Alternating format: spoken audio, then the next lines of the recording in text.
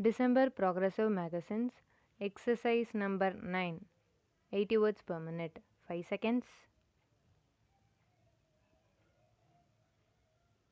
Comments.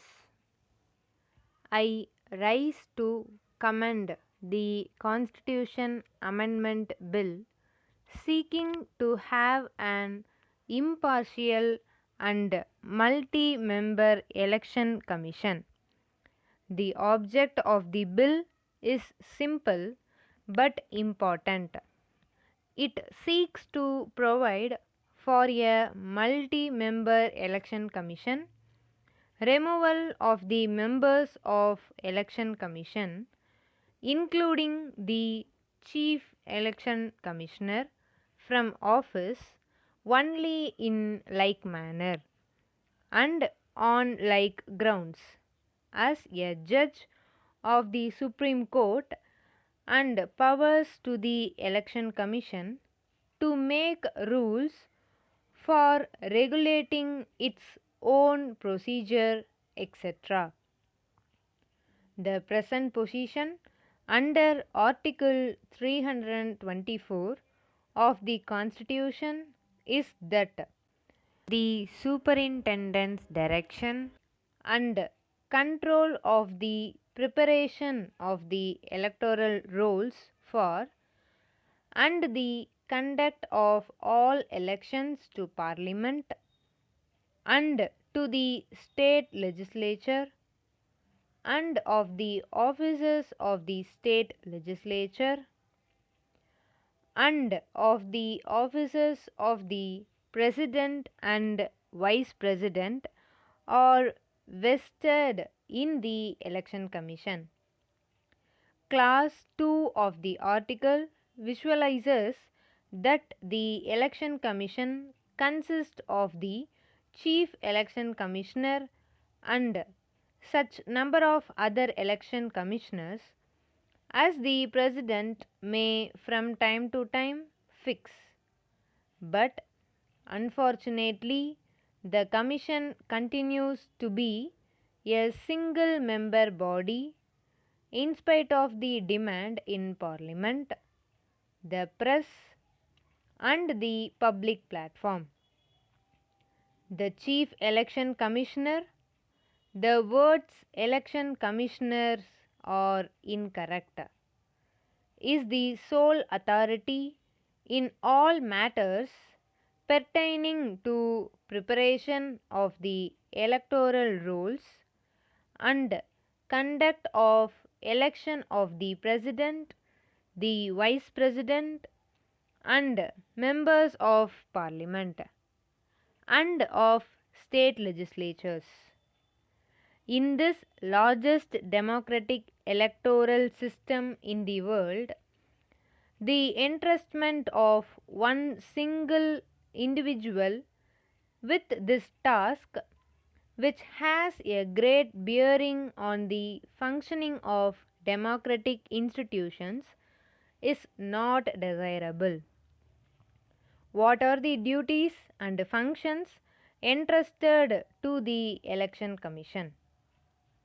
Under the Constitution and the law, the functions of the Chief Election Commissioner are: he superintends, directs, and controls elections to Parliament, the state legislatures, and to the offices of the President and Vice President.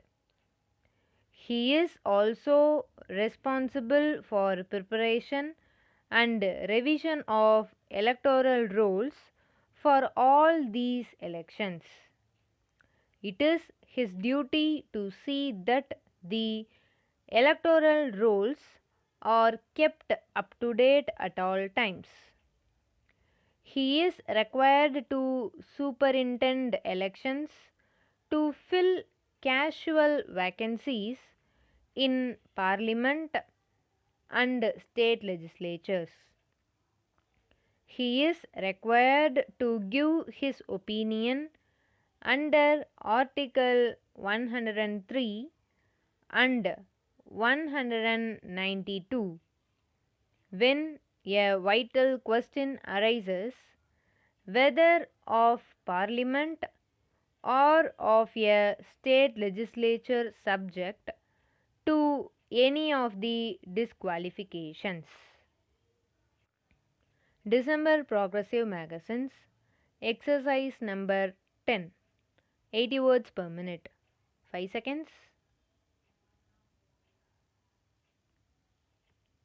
Comments. The Chief Election Commissioner also directs and controls the preparation of electoral rolls of states as well as the union territories and settles the program of work for them, orders the holding of by-elections to fill up casual vacancies. He supervises the work of the chief electoral officers in states and union territories regarding elections. He examines the reports submitted by the electoral officers regarding filing of accounts of election expenses by contesting candidates and disqualifications of defaulting candidates. He considers and takes decisions on representations for removing disqualifications incurred by the candidates. He hears cases relating to recognition of political parties and allotment of symbols. He prepares the reports on general election and performs certain duties required under the Representation of the People's Act 1950 and 1951 and the rules made thereunder. He undertakes extensive tours for supervising the preparation of electoral rolls and conducts elections also and holds conferences.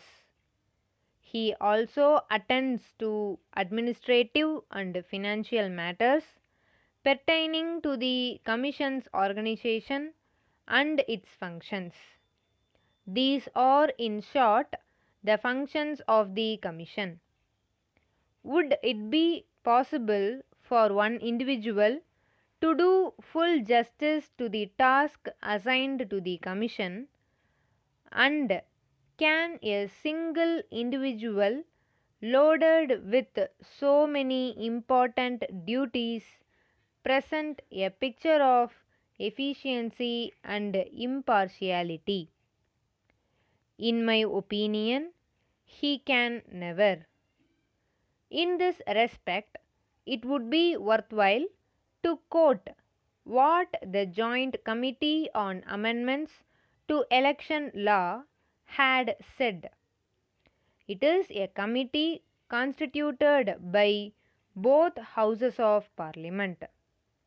It says that in order that elections based on adult suffrage in the country may be free and fair, it is essential that the election work should be spread and done throughout the length and breadth of the country, and that even in the remotest villages this work should be done in a manner so as to inspire the confidence of the people.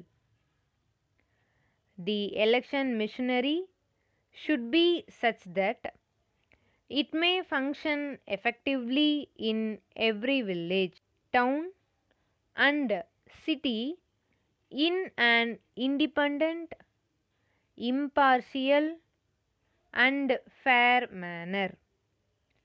Gradually, elections have ceased to be a 5 years affair but are held, if not every year, at least in every alternate year, in some part or other of our vast country.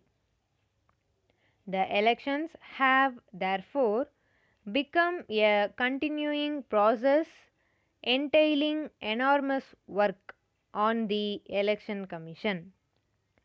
The immensity of the task of the Election Commission and the complexities of the duties it is called upon to discharge are too obvious and do not require any elaboration. It is too great a burden for a single person to exercise supervision, direction, and control effectively on the whole process of elections throughout the country.